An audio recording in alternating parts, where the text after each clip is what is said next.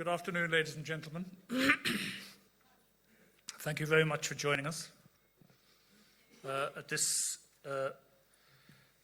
first special session on the security challenges of irregular migration. And I'm very pleased to say that I have a very distinguished panel of speakers.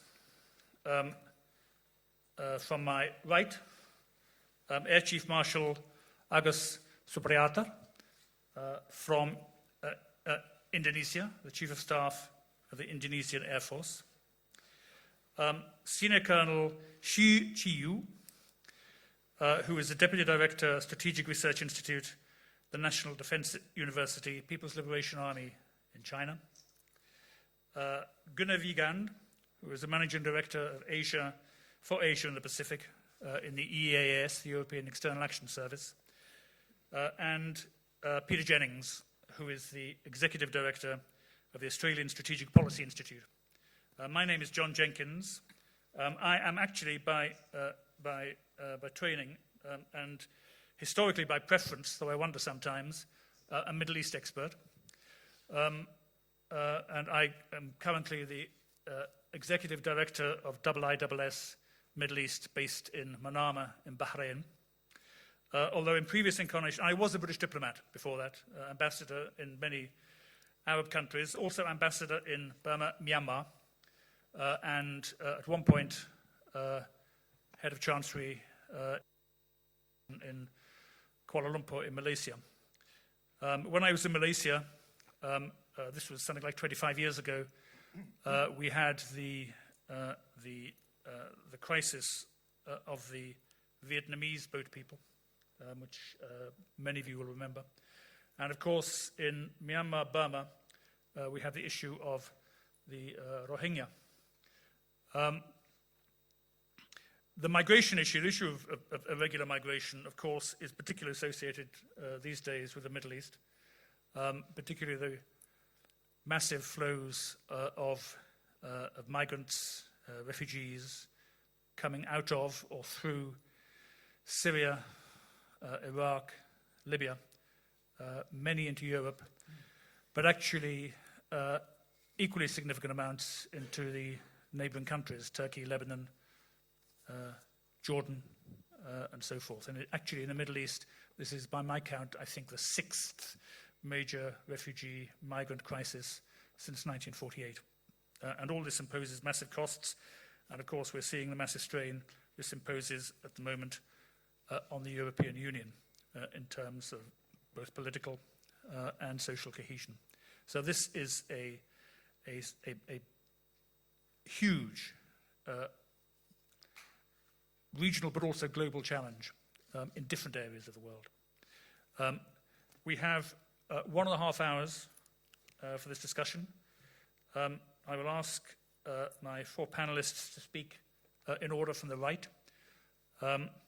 And then we will have, I hope, a lively and productive discussion among ourselves. So I invite all of you to contribute and to ask questions or to give your comments on this. So I will now shut up, and I will invite our first speaker, Air Chief Marshal Supriatna, to start. Air Chief Marshal.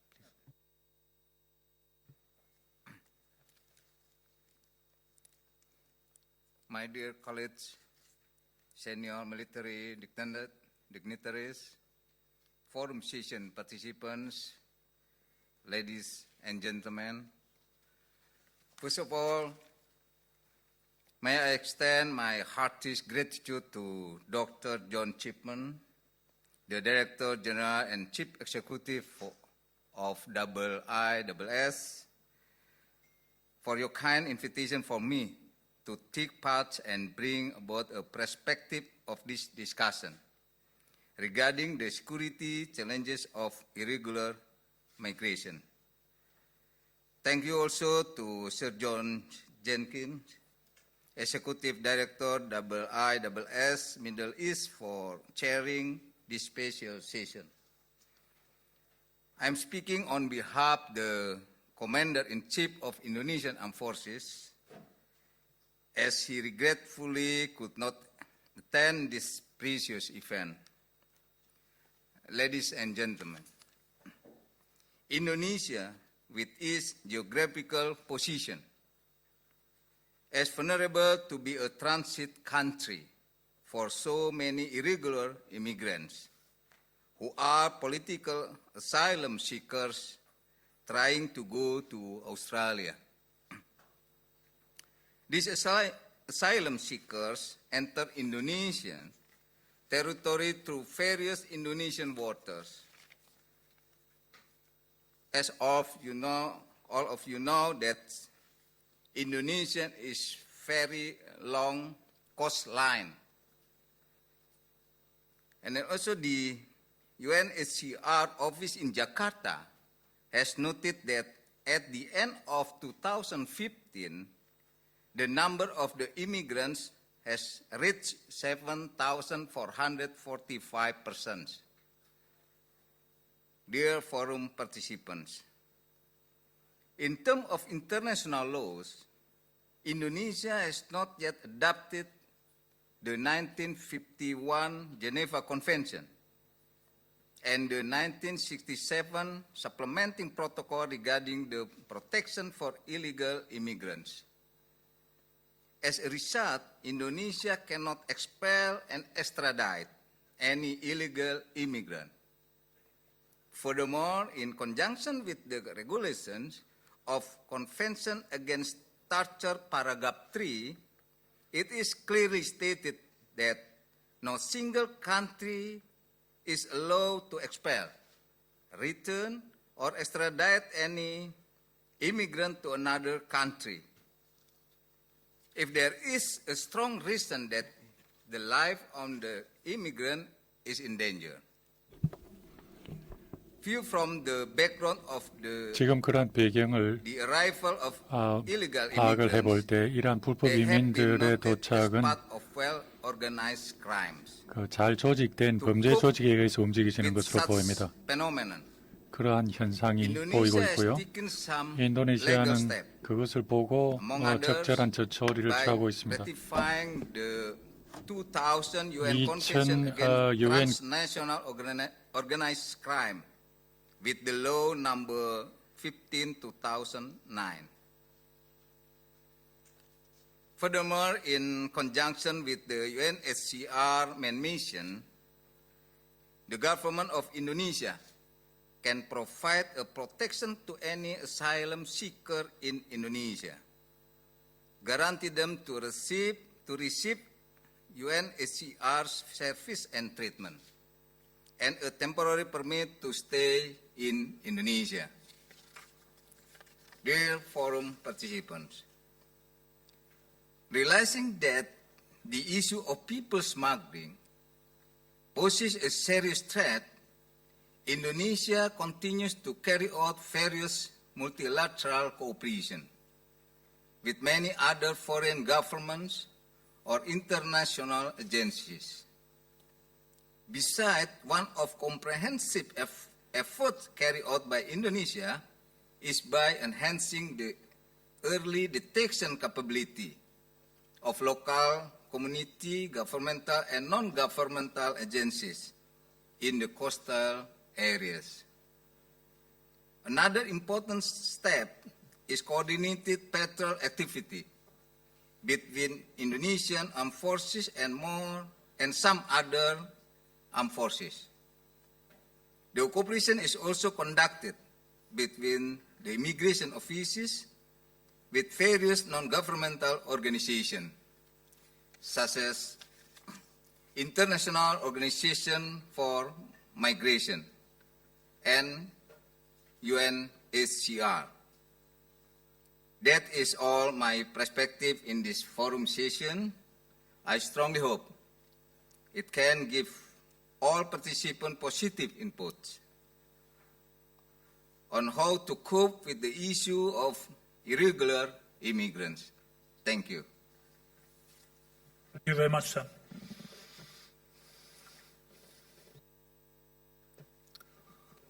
Good afternoon, everyone.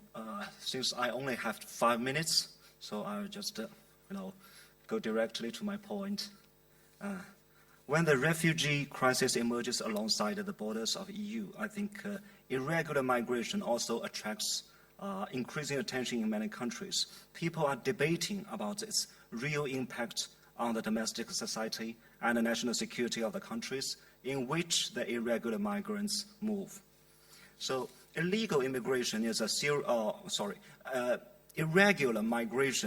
serious problem for many countries. According to the International Organization of Migration, that most states in the world lack the capacity to effectively manage the international mobility of persons today, not to mention respond to new dynamics. So the United States, the European Union all face, and I think many Southeast Asian countries like Indonesia all face such problems, sometimes very serious problems. And with regard to China, China traditionally was a migrant sending country or a source country. But nowadays, with the development of China's economy, China is also transforming from a migrant sending country to a migrant destiny country. The problem of irregular migration is also emerging with an unprecedented pace. So, and irregular migration leads to many problems. In terms of security, it poses a series of challenges from humanitarian crisis to potential terrorist attack. In the case of EU, from 1988 to 2013, nearly 20,000 people have died on the external borders of the European Union. And in 2014, the number of victims rose beyond 3,500. So, and in Asia-Pacific, humanitarian crises were reported when thousands of migrants tried to smuggle into some Southeast Asia countries by sea. In most cases, irregular migrants is facilitated by smugglers. Large number of those migrants implies the rampant criminal business like human trafficking, money laundering, and other organized crime. Such activities erode the border control and make terrorists or armed criminals easier to sneak into other countries. In this sense, I think that in larger magnitudes of illegal migration will increase the potential threat of terrorist attack almost inevitably. So to deal with the irregular migration is of too much political implication. In quite a few countries, simplistic ideas are flourishing, but the reality is much more difficult than that.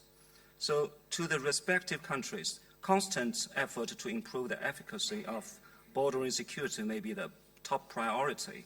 To the international community, successful control of irregular migration requires more effective coordination among countries. First and foremost, international community has to respond to the immediate humanitarian crisis that intertwined with irregular migration. Search and rescue capacity in some maritime areas will be crucial in this respect. Secondly, the cooperation between law enforcement agencies has to be improved in crackdown on criminal organizations that involve in human trafficking. Chinese government has made effort with some neighboring countries in this respect. Such cooperation has achieved considerable success in recent years.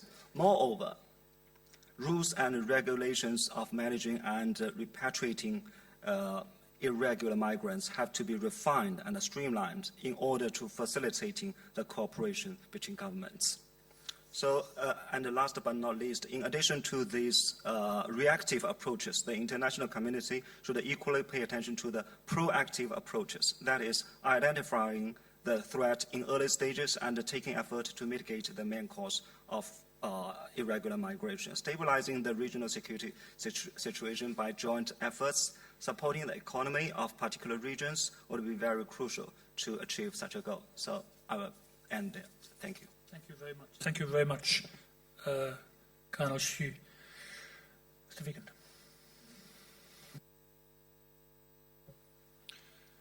Thank you very much to provide here an overview on the challenge and on the answers found in these troubled times to the issue number one of domestic concern for the European Union.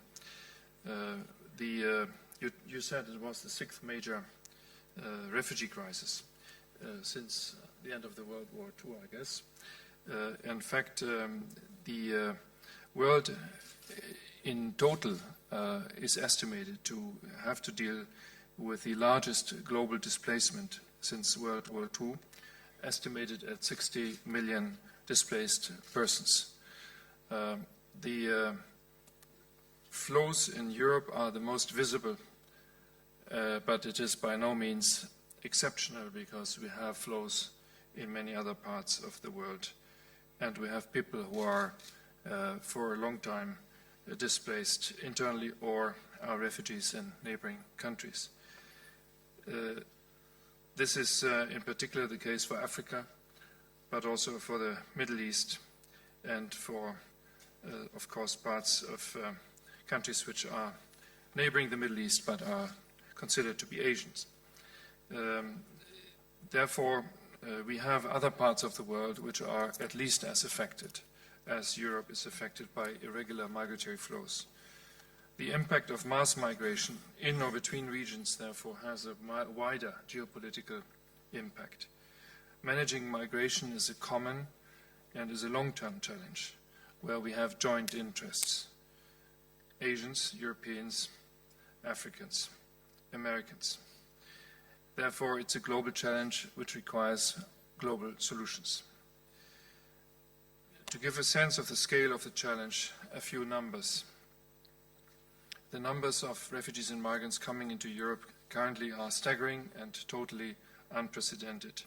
They mostly escape wars and conflicts in Syria, Iraq, Afghanistan, or flee mass human rights abuses, like in Eritrea, or many simply look for new lives, many from Africa in particular. More than 1.3 million applied for asylum in the EU in 2015, of which 1 million in Germany alone. The EU's border agency Frontex has calculated that a total of 1.8 million irregulars entered the EU last year. The journey is dangerous. IOM estimates that 3,800 people died in 2015 in trying to reach Europe. We have sometimes staggering figures of people rescued on sea. Last week alone, the Italian Navy rescued 13,000 people. What is crucial, we should expect this not to be a temporary phenomenon, but that migratory irregular flows continue. Migration is a reality that we need to manage. To a certain degree, Europe has become victim of its own success, a highly prosperous market economy which functions, systems with rule of law, democracy, with guaranteed rights for individuals. People wish to escape from more troubled parts of the world. At the same time, this is a genuine test for the EU system. The EU has not been prepared in many ways to deal with this, and therefore fast operational solutions were difficult to obtain in the absence of clear common rules and systems. So we do not pretend in any way that this is an easy challenge to deal with, but as usual in crisis, EU pulls together and finds ways on how to deal with this. It may look messy, it may look like we are divided, but in the end, there are many ways on how we respond and respond effectively. We had to take unprecedented steps in response to an unprecedented challenge, both internally and externally. The main thrust is to combine an immediate response to the crisis situation in the Mediterranean with longer-term steps to manage migration in all its aspects. The four key elements are: first, to reduce incentives for irregular migration and to disrupt the business model of smuggling networks. Secondly, to save lives and secure EU external borders. And there are now efforts underway towards a European border guard system. Third, to have a strong common asylum policy, ensuring full and coherent implementation of the common European asylum system. with concrete operational steps such as common identification, fingerprinting. Fourth, to have a new policy on legal migration. Far too long, far too many member states had not seen that we need to have a common policy which allows for migrants to qualify and to go into a legal system of immigration into Europe. Europe has demographic decline. Europe needs immigrants, and there are actions such as reviewing the blue card scheme and policies to ease remittances. The EU is doing a lot in terms of the security dimension, which very often goes together with the humanitarian dimension. The most known is Operation Sophia, and on military aspects, I'm pleased that our chair of the military committee of the EU is with us, General Kostarakos. This is to disrupt the business model of human smugglers and to save people from what could easily become certain death. There have been many smugglers apprehended, many boats neutralized, many lives saved. As the principal root cause of mass migration lies, however, in conflict, in poor governance, in human rights abuses, it is worth bearing in mind that the EU remains the world's largest development and humanitarian actor. This leads us to money. There have been not less than €6 billion channeled towards the Syria conflict origin and dealing with the situation there and around it. There is substantial support to Jordan and Lebanon. There has been the Valletta Summit on migration with EU and African countries committing 1.8 billion for an emergency trust fund for Africa. There are new efforts underway with regard to Libya and to help a united Libyan government. And of course there's a famous EU-Turkey deal which has been so much commented upon in March of this year. Turkey agreed to take back all irregular migrants in exchange for enhanced EU financial support. The 3 billion are well known, and there may be more to come. This helps to interrupt the flows through the transit country, Turkey. On top of this, we need to find possibilities to have UN-approved, UN-agreed global rules in dealing with such situations. There will be the upcoming UNGA summit on large movements of refugees and migrants in September, where we believe it provides a good opportunity to establish a globally agreed framework for actions. We want to have them based on 4 key principles. First, shared responsibility between countries of origin, transit, and destination. Second, need to address root causes of human mobility and displacement. Third, to address short, medium, and long-term dimensions, therefore have a comprehensive approach. And fourth, promote international protection and respect for the 51 Geneva Convention and the supplementary protocol. We hope that the G20 summit in China in September will help to advance in this direction and to recognize migration not as a temporary and regional phenomenon, but as a global challenge for all of us. And to conclude, I would like to underline that we are working with a number of Asian partners as well in coping with the challenges, in particular with Afghanistan, with Pakistan, with Bangladesh.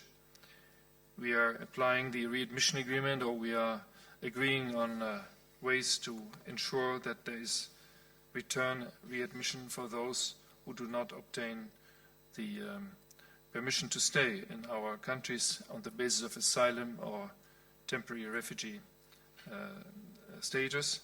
There must be the possibility to return people, and we work also with ASEAN through the EU-ASEAN Migration and Border Management Program implemented by Interpol. Thank you very much. Thank you very much. Thank you, Sir John, and my thanks to John Chipman and the team at IISS for the invitation to speak at this gathering. By way of preface, I would like to note that my institute, the Australian Strategic Policy Institute, is partially funded by the Australian government, but we are fully independent in terms of our research, so my remarks here reflect my personal views only. Now, I'm sure many people here would know that Australia has adopted tough policies with regard to irregular migration, especially as they relate to individuals who seek to come to Australia via unauthorised boat arrivals. From 2008 to 2013, as a result of weakening of tough policies, more than 800 boats arrived at or were intercepted on their way to Australia, carrying more than 50,000 individuals. And it's estimated that during that time, at least 1,200 people lost their lives at sea. With the election of the government led by Tony Abbott in September 2013, a series of policy changes have since brought this flow to zero. And these changes included factors such as turning boats back at sea, removing individuals from unseaworthy boats and returning them to Indonesian ports in seaworthy vessels or to Sri Lanka as soon as possible by air. Ensuring that no unauthorised arrivals by boat are held and processed for refugee status at Australian mainland locations, and maintaining offshore processing centres on the islands of Nauru and on Manus Island in Papua New Guinea. We've also maintained that individuals that have been found suitable for resettlement as refugees that have arrived by boat would not be allowed to settle in Australia, but must be found resettlement in a third country. And the effect of that has been to leave some individuals on Nauru and Manus Islands for very long periods, years in some cases, which was never the intention of the policy. Now, these approaches have been criticised in some circles, both internationally and domestically. Internationally, the New York Times has been particularly critical, labelling the Australian policy as brutal and saying in an editorial last September that the policies were, and here I'm quoting, inhumane, of dubious legality and strikingly at odds with the country's tradition of welcoming people fleeing persecution and war. Internally, the policy has made for a bruising political debate, not least going into our election, which is to be held on July the 2nd. Now, while the major political parties claim broad bipartisanship on what's termed offshore processing, the opposition Labor Party is critical of the government's failure to find third country settlement options, and there is a substantial minority within the Labor Party which clearly doesn't support the offshore processing policy. The Greens are totally opposed and may pick up some increasing parliamentary numbers at the election. Now, none of this criticism has been muted by otherwise generous Australian government policies to take increased numbers of refugees, including from Syria. Now, against these concerns about the position of individuals that find themselves caught at the processing centres, the reality is that the policy has worked. There have now been only 2 boat arrivals in the last 2 years. The flow of illegal migrants has stopped, as has the drownings at sea. So going forward, the question is, what can we do from here? There's a need for Australia and regional countries to work to strengthen the Bali process, which is the region's preeminent forum for engagement on irregular migration, people smuggling and trafficking.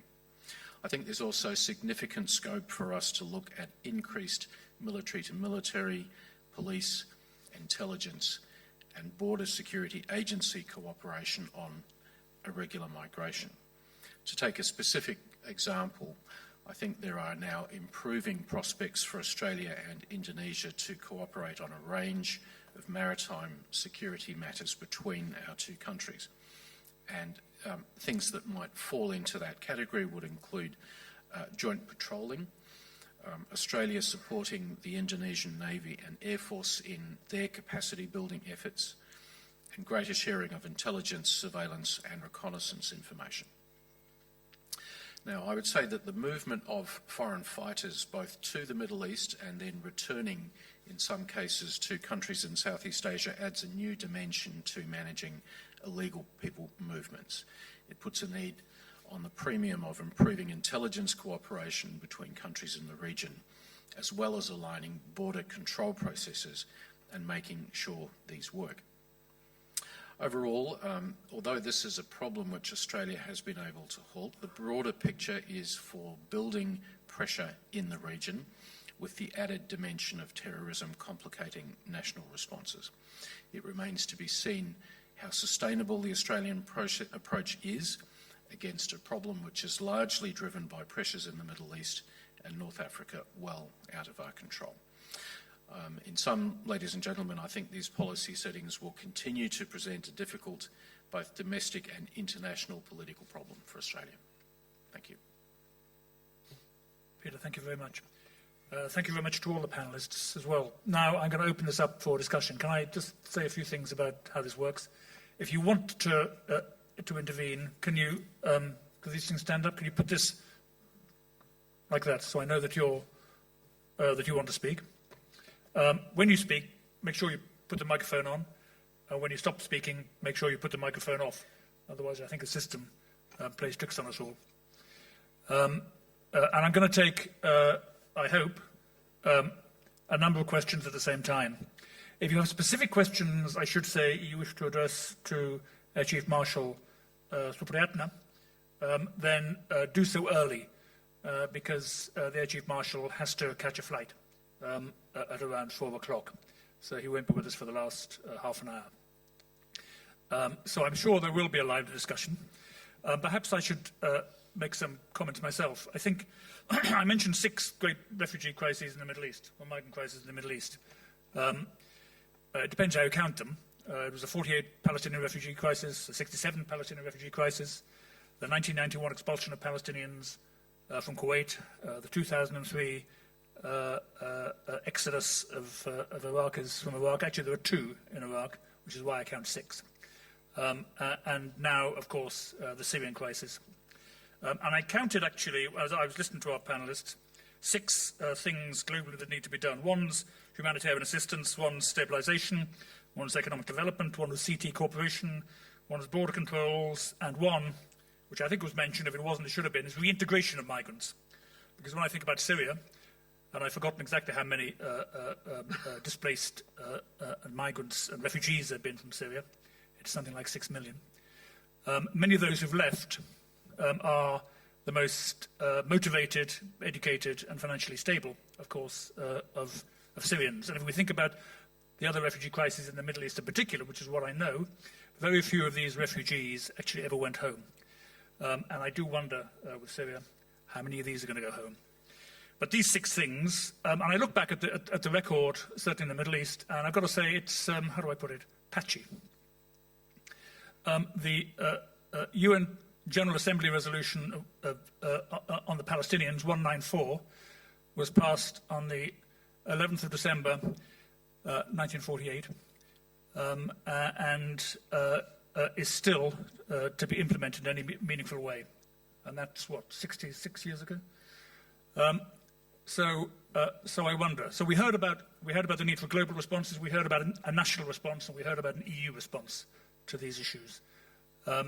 And for me, there's all sorts of questions about global cohesion, the ability of the international community to come together in any meaningful way on this issue, the possibility of regional solutions, and the desirability of national solutions. One thing that's clear to me is that this isn't going away. The volume of people who are refugees, displaced, or migrants seems to me, as a non-expert on this matter, only to be growing. So I open this for questions. I have 2, 3 already, 4. So I will take these 4 to start with. We'll start from this side, if I may, and then we'll just go around the table.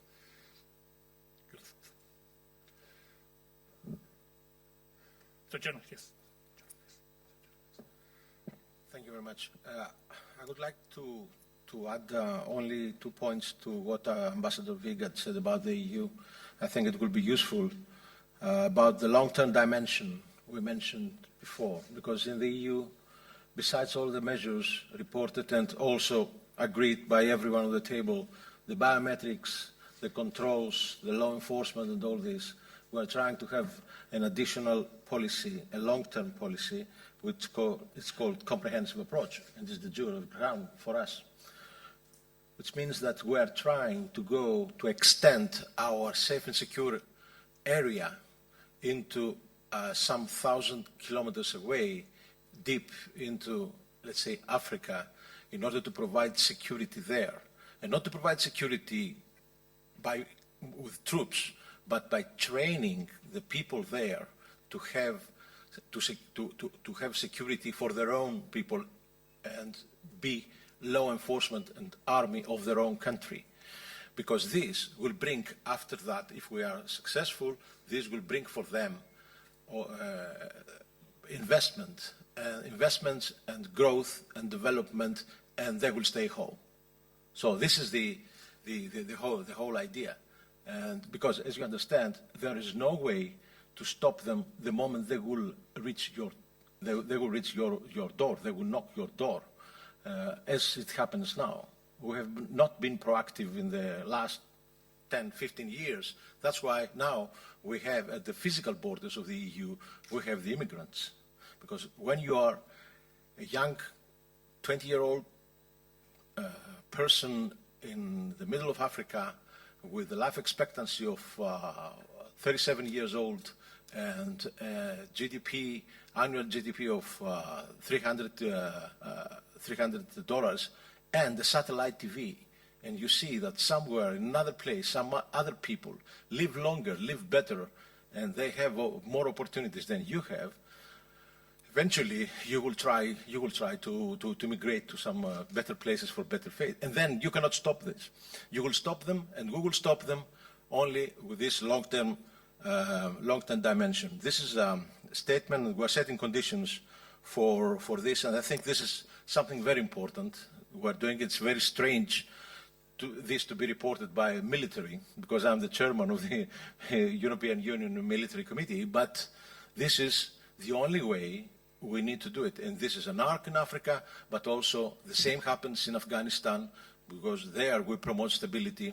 And as Ambassador said, we are giving money also to money for the moment, a huge amount of money in Syria. And when this will be settled, I'm sure that European Union will intervene in order, through comprehensive approach, to provide this and stop the illegal immigration. This was the statement. The comment, the question I wanted to make, because this, and then I'm expecting your answers, your opinion, is that probably the refugee crisis in Europe will be settled. Within 1 year or 2 years or 3 years, we'll find the solution. Somehow we will control it. The thing will remain will be the race of xenophobic parties, ultranationalists who are hating the neighbors, who want to go back to the 19th or 18th century to do all these things. And this probably will destroy all our efforts to come closer. Will destroy efforts like here, like this security summit, when people, instead of fighting, are sitting around the table and discuss the security issues. So I'm afraid that in a few years we will settle somehow, or we will come to terms with this refugee crisis. But the political implications in our national political scenes will be very important. And I would like to have your comments on that. Thank you.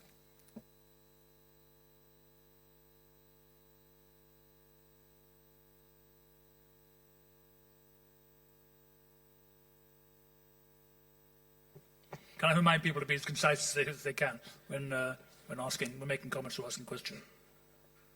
Thank you, Chair. Supriatna from University of Indonesia. 3 questions for 3 speakers. First is for for Bapak Agus Supriatna. We understand that irregular migrant consists of not only illegal migrant, but also the real asylum seekers. And for Indonesia, there is another category, the one who came as a legal visitor to Indonesia, and then throw out all the documents and become illegal migrants to Australia. So there are different kind of migration. My question is how Indonesian government distinguish those kind of migrants, because you need different approach to them. I mean, the crimes cannot be put in the same category with the real asylum seekers. So what mechanism Indonesian government use to separate or distinguish those categories? The second for Ambassador Wiegand from EU. I understand that you have been facing very difficult situation with migration, but you have always very proud to be as a normative power of the world. My question is, how will EU treat member countries like Hungary that erect the wall to prevent migration to come into its country and then go to the EU? Because it's very much against the common policy of the EU as a institution. The last one is for Mr. Jennings. I understand Australia have a very tough policy to the irregular migrants, but I also understand that Australia is the parties of the UN Convention of the Protection of Refugee. So my question is, especially your different policy, like to bribe some of Indonesian fishermen and also the refugees with money and for them to go back to Indonesia. Not only that, Australian Coast Guard also passed Indonesia waters several times in order to push those boats to Indonesia. And this has created a lot of problems bilaterally between Indonesia and Australia. My question is, how long Australia will keep that policy, because it's really against the goodwill of Australia as a good neighbors for Indonesia, and also violate the decision that we already made in the Bali process. Thank you very much. Thank you very much. 3 very specific questions for 3 other panelists. Sir. Van Hampson from CG in Waterloo, Canada. A question about burden sharing, and any of the panelists can take it up. Do we need better mechanisms, systems of burden sharing when it comes to particularly financing to deal with refugees? Let me give you some figures. 60% of the world's refugees are hosted by 10 states in the global south. 10 donors account for 79% of all financial contributions to the UNHCR. That was in 2015.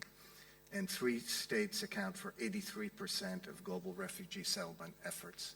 That suggests tremendous inequities in the international system. And as we look to the fall, should we be thinking about an additional protocol that will share the burdens more equally in the form of assessed contributions as opposed to voluntary contributions, particularly to institutions like UNHCR?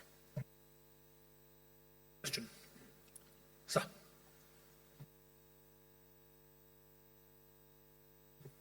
Jamal Guerino, President of the International Crisis Group, and before that former head of peacekeeping at the United Nations.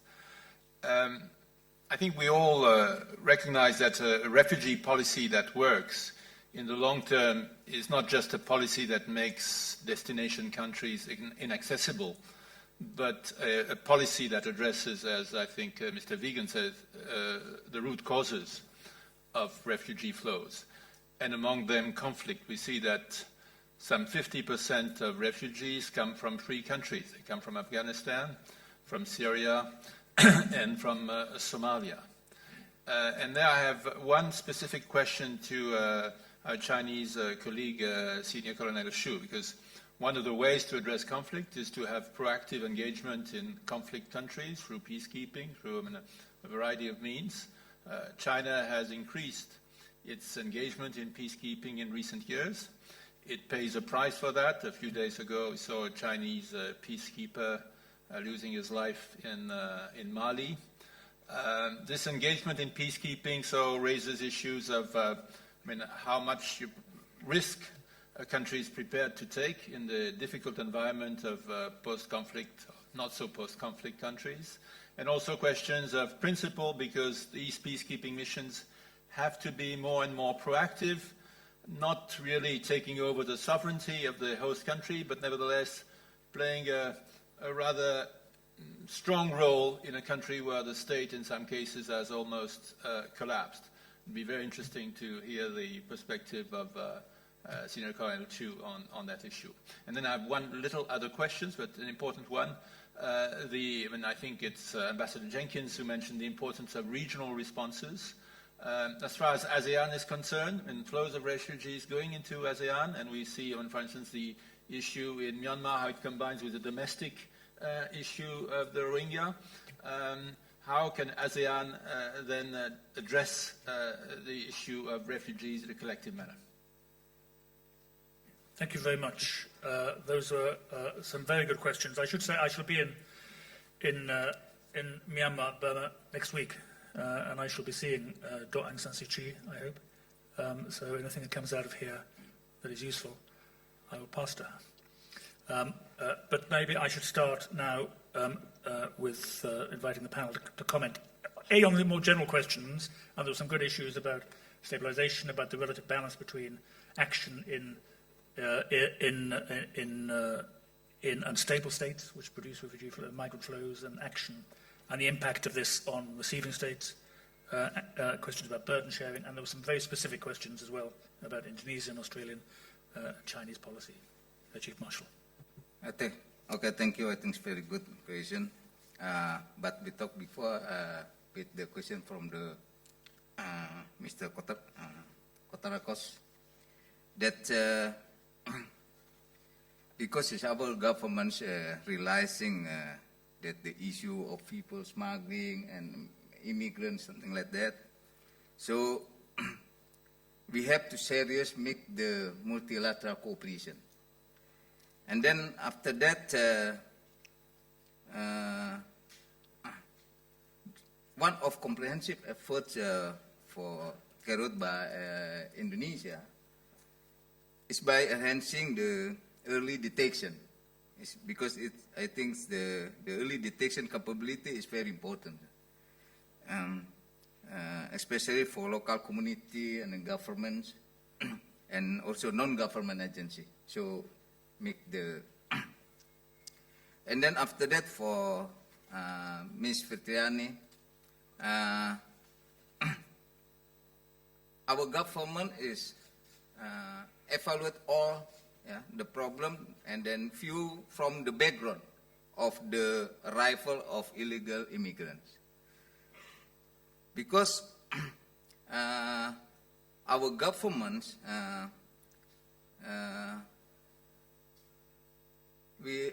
they have been noted as part of well-organized crime also. So not all the migration is the illegal and also but when you ask, because the problem also when they want to go to Australia, and then Australia government already have the policy also. For example, the policy is roll back and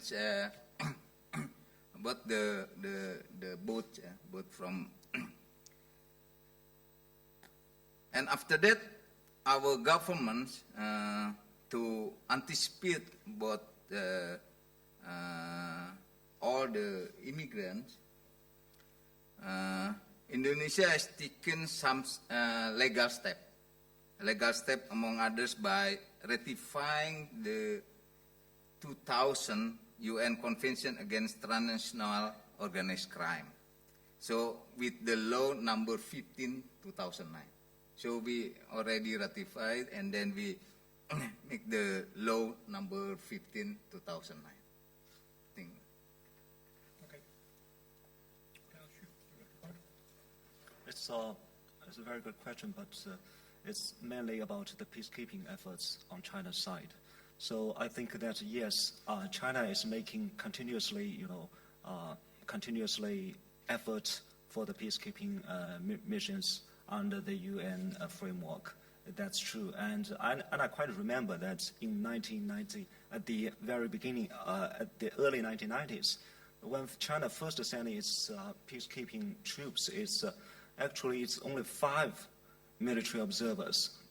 That is the number. It's a very small number. But nowadays, China become the largest provider of peacekeeping troops among the 5 permanent states of the Security Council, of the UN Security Council. Yes, and yes, China is paying prices. It's not.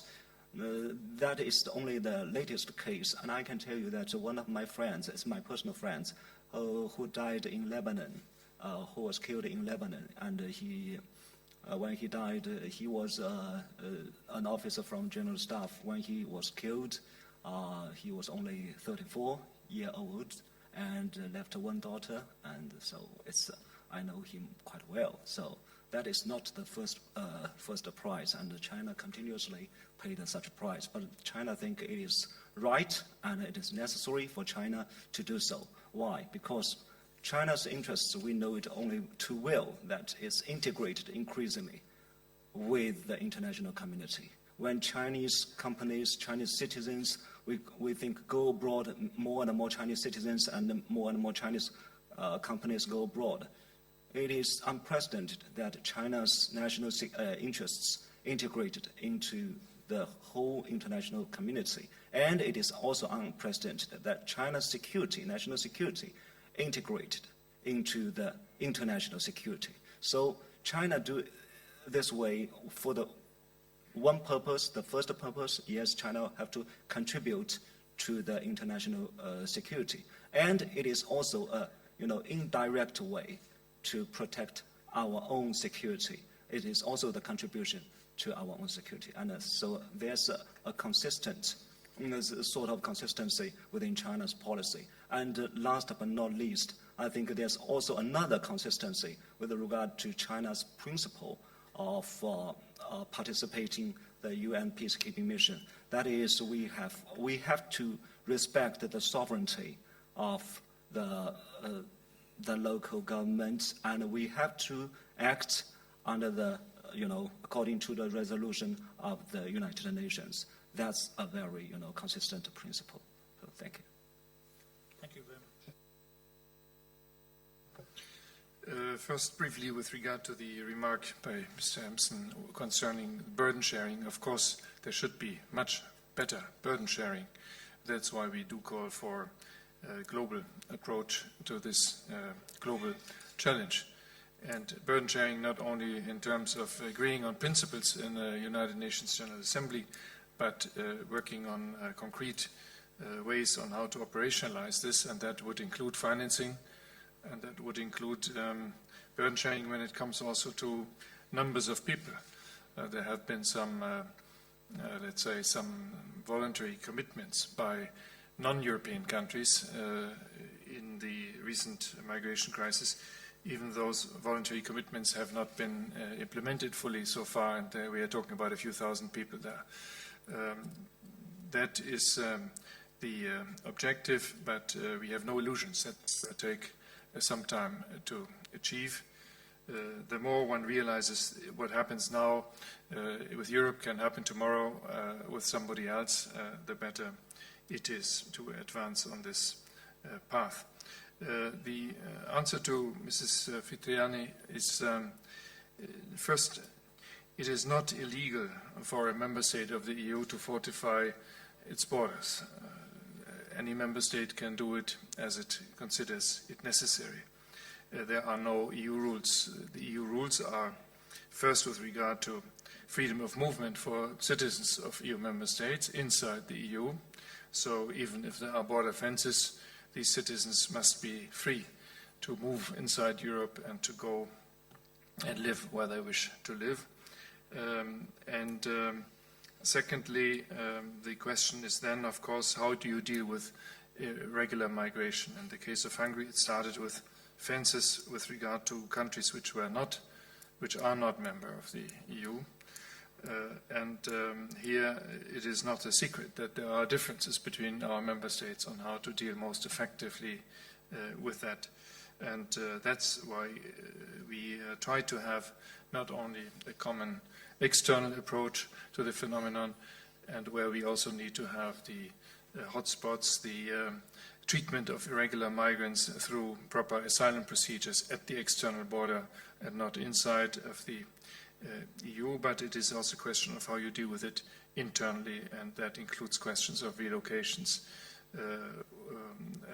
Once people have been recognized as was a refugee or as an asylum seeker, that there should be also a European system which would help to distribute this in equal ways. And there Europe has not yet found the ultimate answers. I thought I'd address three of the questions that came forward. Firstly, to the General's point, I think it is right to be worried about the rise of xenophobic parties, ultranationalistic parties, and how that might have a sort of downstream impact on managing the refugee problem. I'd offer an observation insofar as Australia is concerned, and that's to say that we're a country that has very much been built on migration. I think it's 27 or 28% of Australians, myself included, were born overseas, and another 25% had a parent born overseas. And so I don't see in my own country that sort of sense of ultra-nationalistic parties occupying anything other than the very, very margins of our political spectrum on the left and the right. The issue really is how the mainstream parties find ways to talk about this issue to the broader population. So there is no doubt that the immigration question is one on which governments will win and lose elections in Australia. And coming up with the right way to talk about this in a mainstream way, I think, is their central challenge. On the questions of Indonesia, I mean, you're absolutely right to say that the period of 2012 and 2013, when the hard elements of the turn the boats back policy were being implemented, was a difficult one for the bilateral relationship. That wasn't the only source of difficulty, but it certainly was a difficulty. And you're also right to say that there were a number of occasions, I think I'm right in saying 5 or 6, when Australian Navy ships did move into Indonesian sovereign waters without the authority to do so from the Indonesian government. And this was something that was investigated.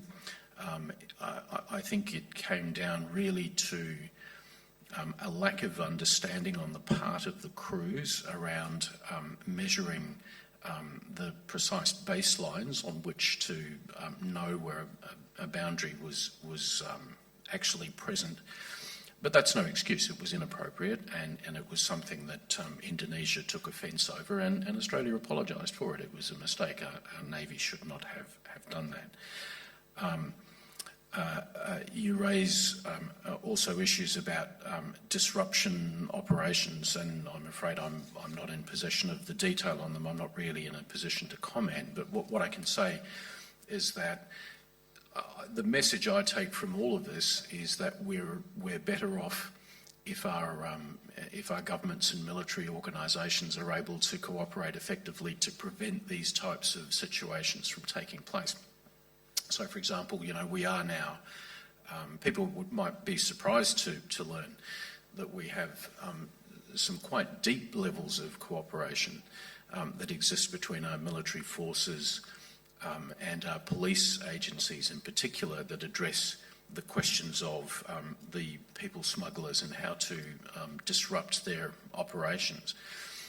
I think that what we really need to do is to concentrate more on how we can achieve these sorts of bilateral solutions.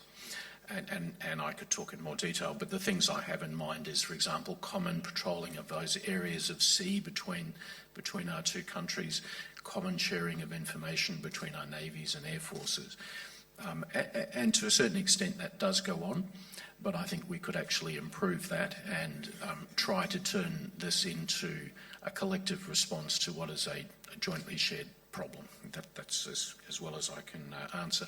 And I just wanted to make a brief comment in relation to your point, sir, about Afghanistan, Somalia and Syria being the source of, 50% of refugees. I think the downstream problem that we have to address more successfully than we have done so far, in particular in relation to the Syrian crisis, is the position of the refugee camps. I see this as a problem not only for illegal migration but for radicalisation. And it seems to me that although the international community has gone a certain way to trying to ameliorate the conditions of those camps, it's nowhere near enough.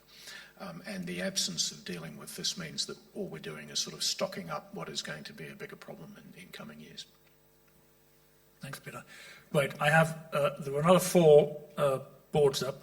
I had 5 originally. I don't know if you want to maintain the 5th. Okay, so I've now got 6.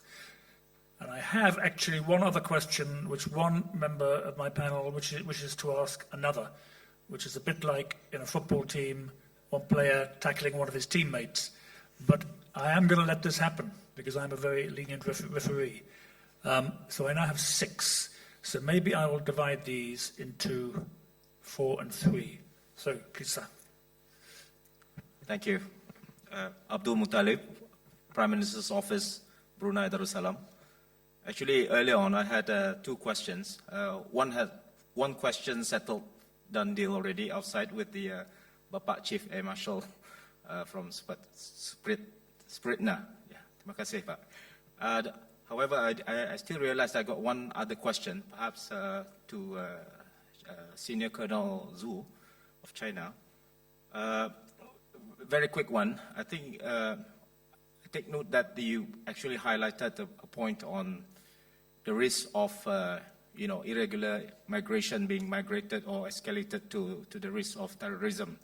You mentioned that in your earlier remarks. And I was just wondering whether how far has China gone into putting into place certain mechanisms or monitoring or controlling mechanisms in the short term, perhaps in the mid-term and towards the long term? And very quickly, a second question to Colonel as well. I may have missed it, but could you just recap back what are the 3 main top challenges when it comes to implementation issues, when it comes to the ground? You mentioned about policies, etc., and so on, but on the ground, when it comes to implementing the actual mechanisms and action points, what are 3 key main challenges that you actually face? Thank you. Thank you very much, Philip. Thank you very much, John. I'm Philip Barton, a British diplomat and currently a consulting senior fellow at IISS. And thank you to the panel for what I thought was a very clear collective exposition of the security challenges around irregular migration, both the short-term ones and issues like the potential flow of terrorists on migration routes, and also the longer-term ones around the security issues behind many of those flows. I had a question for you, Gunnar Wiegand, if you wouldn't mind. You, I think, set out a comprehensive European approach to the current migration crisis in Europe in a very clear way. I wonder how good you think Europe is being in looking at what's happened in the past, what's worked, what hasn't, perhaps looking at some of the flows in the past in this part of the world and learning some of those lessons and really trying to make sure that we in Europe do things better as we confront our current day challenge. Thank you. Good question and nicely concise. Thanks, Philip. Hervé. Hi, thanks. Very interesting speeches so far. I'm Hervé Lamille from the IISS. I have a few questions. The first is addressed to our representative from the External Action Service. I wonder, it's actually a bit of a follow-on question. The sorts of cross-linkages that can be established between the migratory challenges and pressures on Europe versus those in ASEAN. It strikes me that those in ASEAN are more of an internal nature, that is, migration flows from one member country to another, whereas those in the EU are external.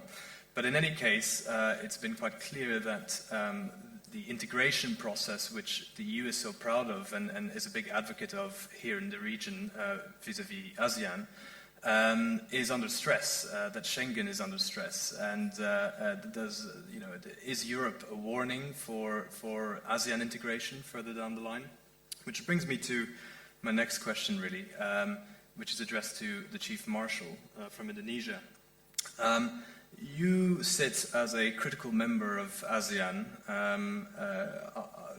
on some very awkward issues, particularly to do with the Rohingya, because you are also a Muslim country and a member state of the OIC.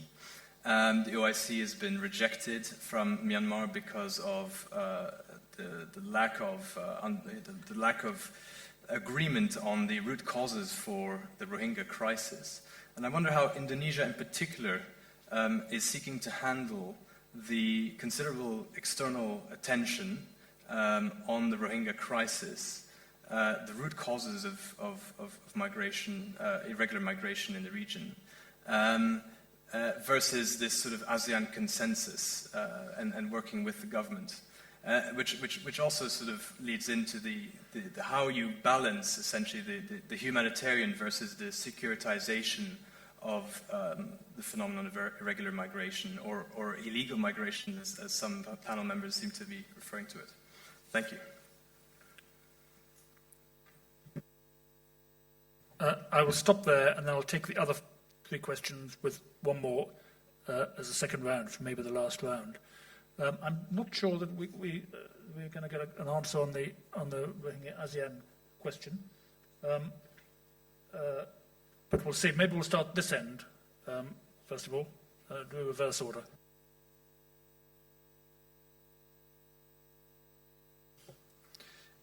The dilemma between the humanitarian, I would say, tasks and obligations, and let's not forget that there are conventions which need to be applied, and this was also underlined by our Asian colleagues here, and the security challenge. This dilemma cannot be solved by privileging the security over the humanitarian and over the legal obligations. At least that's clear for Europe. And if Mr. Barton asks what worked and what has not worked, well, the Australian approach has worked. But is that applicable to Europe? No, it's not applicable. We will not ask to establish confinement camps in neighboring countries and finance these so that people spend the rest of their lives there. And in this context, I will ask my question to the Australian colleague. What will Australia do after the recent ruling of the Constitutional Court of the Papua New Guinea, neighbor of Australia? We don't have the privilege of the geographic location of Australia. Europe is much more connected to Asia. Europe is much more connected to Africa. Europe is a neighbor of the Middle East.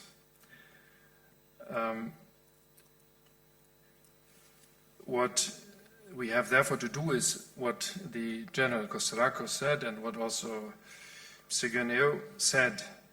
We must combine our immediate answers in dealing in a legal way with that irregular flow with a much more active work on the root causes.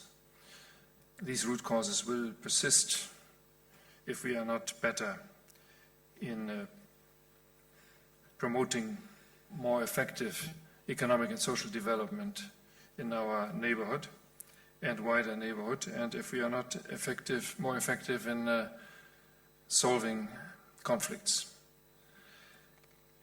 The experiences made in this region, it's not only the Australian experience, it's the Vietnam boat people and Hong Kong, it's the Rohingya, and they are not always only happy experiences. But what we have learned from boat people, that there were answers found not only in Hong Kong, but indeed in many other countries, including in America. As concerns ASEAN, well, as you know, the integration of ASEAN, as much as it has advanced, but it is at a different level than the integration in the European Union. It has not even come close to the home and justice area. in terms of integration. And the freedom of movement clearly is not established in ASEAN, and there is no Dublin system. What is under stress is not Schengen. What is under stress is the Dublin system. That means the recognition of people as war refugees or as people who are persecuted and can have asylum. And this common application of the rules, that is under stress. And I do believe that the benefits of the freedom of movement, the benefits of easy travel in Europe by far outpace these new challenges. Thank you. Thanks very much. Okay, we produced a question for you.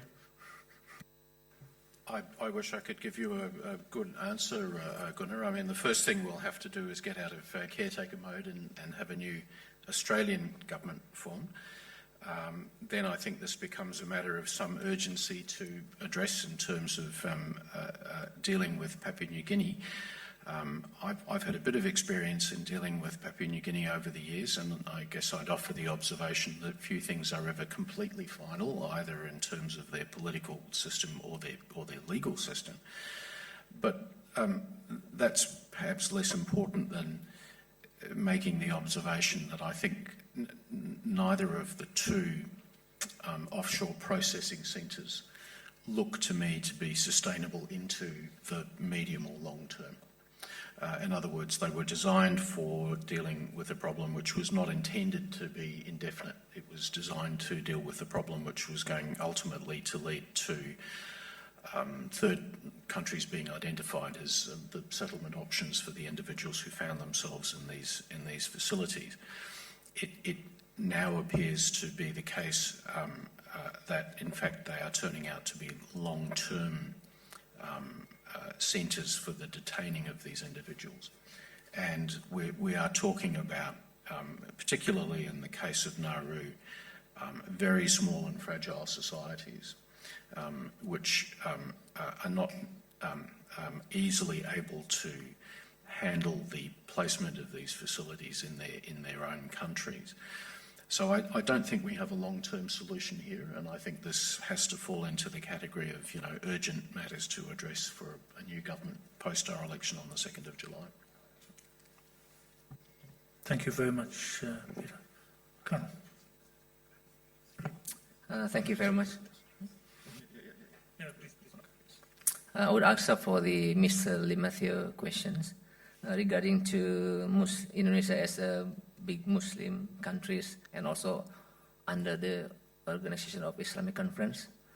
And yes, sometimes Indonesia has a dilemmatic problem for if the refugees come to our country. And also we have a problem because Indonesia has not yet adopted the 1951 Geneva Convention and also the 1967 supplementing protocol regarding to the protection for illegal immigrants.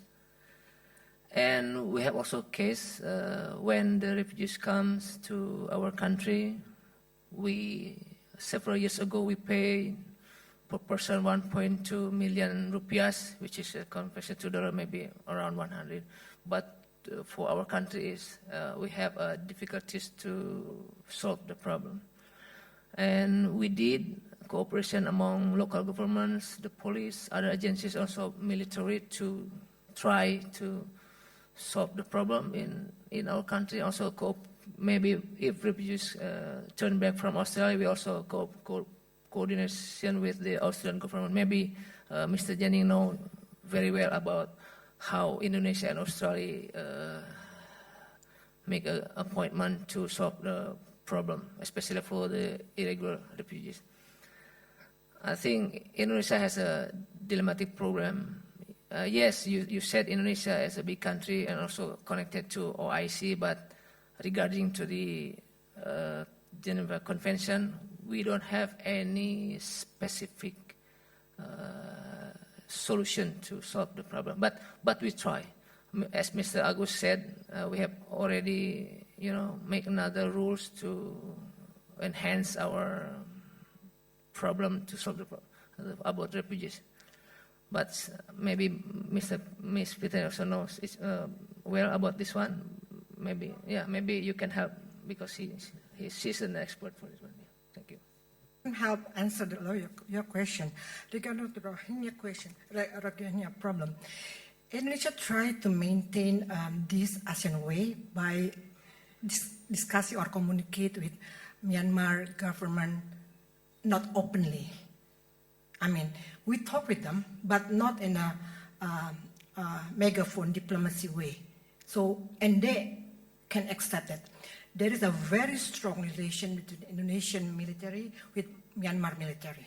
And they frequently consult with us regarding the political transformation and military transformation. And there are always Indonesian who travel to Myanmar every month to do some help and discussion with the government of Myanmar. So in that way, we help them and also try to convince them that this kind of society, the multi-ethnic society needs another approach, not between minority and minority, but more comprehensive approach. So that's what we do with Myanmar government. In addition, we also try to convince them that Rohingya is not really a threat for them. I mean, Rohingya is part of their ethnic groups. They cannot deny it. But we don't want to make them offended. So we just try to do some of the project to help the Rohingya ethnic group. Indonesian Vice President Yusuf Kala had visited them, and former Indonesian Foreign Minister also there, and we help the community. And Indonesian embassy in Myanmar also help the community, but with the approval from Myanmar government. We will not be able to do it by ourselves. Okay, so there is an understanding on that. Thank you. I think we have to move on. Okay. I'll try to answer this question within 3 or 4, maximum 4 minutes. Okay. First of all, I think that yes, China is trying to do some cooperation with regard to controlling or managing the irregular migration problem. But I have to confess that such cooperation is still at very early stage because it is a very, very brand new question or the problem for China. And such cooperation focus mainly at this stage, mainly focus on the law enforcement cooperation in cracking down those human trafficking and other organized crimes which play an important role in the irregular migrations.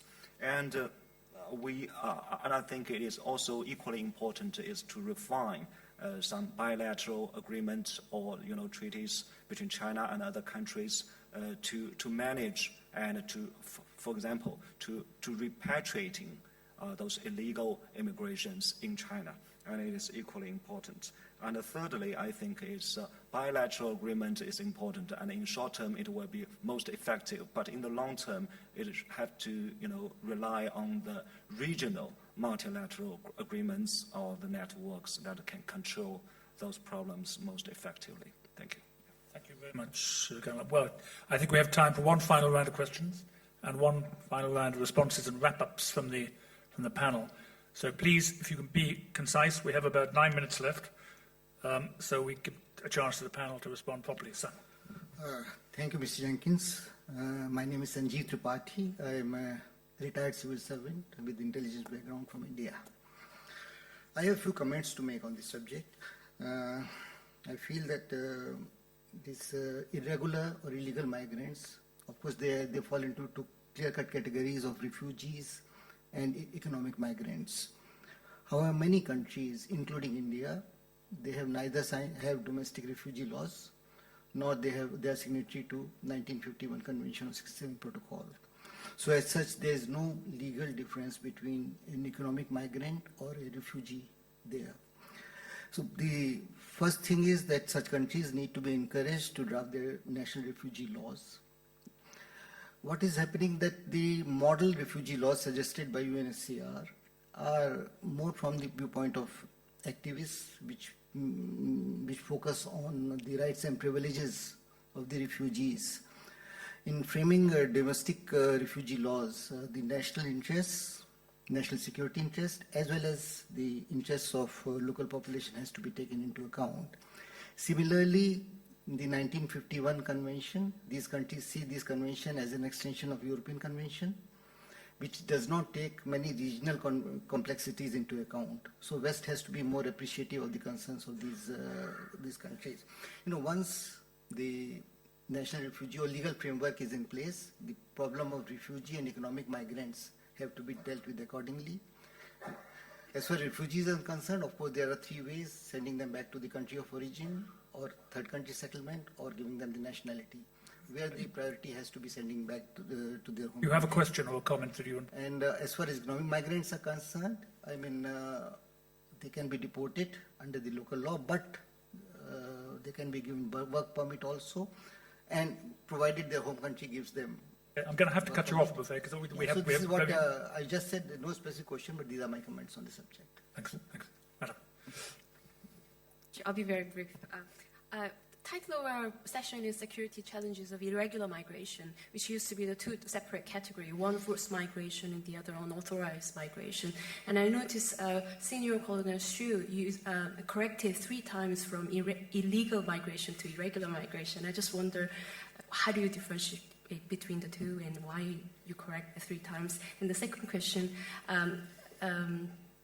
Mr. Supriatna mentioned something about early detection, and I'm not sure whether you can identify some of the concrete measures or mechanism for early detection from a defense perspective, not the immigrant or police perspective. And the final third question, I think some of us mentioned something about the Australian government payment for the Indonesian smugglers, and one already convicted case in the Indonesian court that they received 45,000 Australian dollars. It may be justified because it stopped the boat from the border protection perspective, but in your personal view, Mr. Jennings, can it be justified as extraordinary or extra political measures to stop the boat? Thank you very much. Admiral James. My question is, why did the IISS choose to talk about security challenges from immigration rather than the good results from immigration? Okay, well, I can answer that question. The answer is I don't know, because I didn't formulate the session. I'm just chairing it. But I can tell you, I can direct you to the person who will be able to tell you afterwards. So on that note, the final comments and answers from our panel. Keep it to a minute each. That'll bring us in bang on time, I hope. So, there's anything you a minute each. Regarding to Chief Marshal Agus Supriatna about the early detection, probably we have the Indonesian National Air Defense. He do along the year maritime patrol. So maybe this event. So from the air defense give the maybe if find something on the sea maritime patrol, so that report it to maybe to the Navy. In the Navy, maybe how to detect and report to our government. So we know. Actually, I don't know exactly about the early warning. But from the Air Force perspective, we do the along the year maritime patrol, everyday maritime patrol. Maybe the answer is not satisfied, but in our perspective, my perspective, maybe, yeah. So. Thank you very much. Yeah. Very concise, brilliant. Colonel. Okay, so I try to answer this question as briefly as I can, and I think there's 3 reasons. One is translation. The other is my poor English. And the third one is maybe that is the different way of categorizing. In China, when we categorize the immigration, for a very long time we categorize it legal or illegal. So in Chinese, so when we translate those legal or illegal into English, I know that's irregular immigration, it is so difficult to translate into Chinese. So in Chinese, it's almost the same. So when we translate it back into English, so I made a mistake. So another reason, the second reason, my poor English. So thank you. I don't think your English is poor at all, Colonel. I think there are migrants who come irregularly, but they will be found out to have the right for asylum, or they will be found out to have a temporary status as a refugee, and therefore they are then not illegal. So that's why you have the use of the term irregular. And of course, legal immigration is a different concept because you know in advance who comes and for which purpose. Since I didn't get a question, I only say that we clearly see here the need to look beyond security only and to have a comprehensive approach. Here, security and economic, developmental, and internal domestic approaches, they all come together. We can't look at this phenomenon, at this challenge only from one angle. And I agree with Mr. James that there are also good results of immigration, and we need in all of this not to see just the dangers, but also the opportunities which exist for both sides. Thank you. Thank you very much. Tim Huxley's your man, by the way, if you want to ask him about the title of his session. Yes, I have Tim to thank for being here as well, actually. I was asked one specific question, and all I can say is I just don't know anything about the case, the legal case, but I am touched at your sense of alarm that money should ever change hands in relation to these matters. There are 2 points that I would make in closing, I guess. One is simply to say I think people perhaps underestimate the extent to which what we're really talking about is an industry, a product of an international organised criminal trafficking network. And really that discovery also points to a solution, which is the need for an international legal enforcement effort to actually break this business model and to prevent it from continuing to succeed. Fundamentally, that is at the heart of the problem we're talking about. Finally, I think we have an element which has started to come into consideration much more sharply in the last 12 months or so, but is only going to complicate the refugee issue far more profoundly, and that is how it intersects into the foreign fighters problem in the Middle East. And the management of those two things, I think, is going to make the refugee issue increasingly more difficult to deal with and increasingly harder to talk to our domestic populations about. Thank you very much. That brings me back to where I started, which is the Middle East, which is where I started, which is where I still am. Thank you very much, everybody, for contributing, especially to our distinguished panelists. That was a fantastic example of international cohesion, coordination, cooperation, and stabilization, which sometimes is missing in the refugee issue and the migrant issue. But thank you all very much. Can I ask you, please, to give the panelists a very big hand for this fantastic discussion?